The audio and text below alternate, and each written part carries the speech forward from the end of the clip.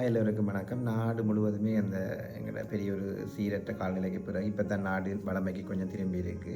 சூறாவளி போயிருந்தாலும் அதனால் ஏற்பட்ட அனர்த்தங்களால் இன்னும் மக்கள் பாதிக்கப்பட்டு கொண்டு இருக்கிறாங்க. நிறைய பேர் உயிரிழந்திருக்கிறாங்க. இதனாலேயே எக்ஸாம் எல்லாம் பின்னுக்கு போட்டிருக்கிறாங்க.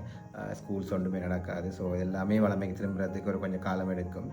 ஸோ இந்த எக்ஸாம் பின்னுக்கு போட்டதாலேயோ இல்லாட்டி அதை பற்றி நீங்கள் ஒன்றுமே யோசிக்க வேணாம். படித்தது எப்படியுமே உங்களை ஞாபகம் இருக்கும். கொஞ்சம் காலம் எக்ஸாம் இப்போ என்ன திருப்பி சொல்கிற பிறகு நீங்கள் கூட ரிவைஸ் பண்ணிக்கொண்டே இருங்க. ஸோ அதை பற்றியெல்லாம் யோசிக்க வேணாம். வாழ்க்கையில் நிறைய பிரச்சனைகள் இருக்குது. ஸோ எல்லாத்தையும் கடந்து போகிறது தான் வாழ்க்கை. ஸோ அதே மாதிரி எங்களுக்கு கூட இப்போ டியூ எக்ஸ்போ நாங்கள் போகிற டைமுக்கு எவ்வளோ பிரச்சனைகள் வருது என்னென்னு சொன்னால் இப்போ எக்ஸாம் பின்னுக்கு போனால் அந்த பிரச்சனைகள் அப்படி நிறைய இஷ்யூ இருக்குது. பட் எல்லாத்தையுமே எப்படி நாங்கள் டேக்கிள் பண்ணுறேன்னு சொல்லி தான் இந்த 2 days யோசிச்சுருந்தது நாங்கள். ஸோ அதை மாதிரி டீம் எல்லாமே வீட்டில் இருந்து தங்களோட வேலையில் செய்து எங்களோட கண்டாக்ட் பண்ணி ஒவ்வொரு பிளானுக்கான அடுத்த ஸ்டெப்ஸ் என்ன செய்யலாம் எப்படி செய்யலாம்னு கதைச்சு கொண்டு தான் இருந்தவங்க. அதே மாதிரி ஒரு இனிஷியேட் பண்ணியிருந்தாங்க. லைக் எங்களால் முடிஞ்ச உதவியை டீமால் எங்களால் முடிஞ்ச உதவியை நாங்கள் செய்து கொண்டிருக்கிறோம்.